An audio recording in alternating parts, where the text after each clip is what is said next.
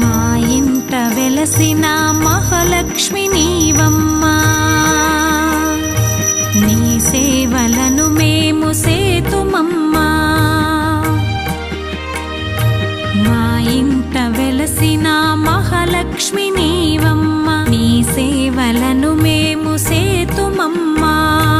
పసుపు కుంకుమలతో నారికేళములతో, పసుపు కుంకుమలతో నారికేళములతో నీ పూజ ఘనముగా చేయుదము తులసమ్మా.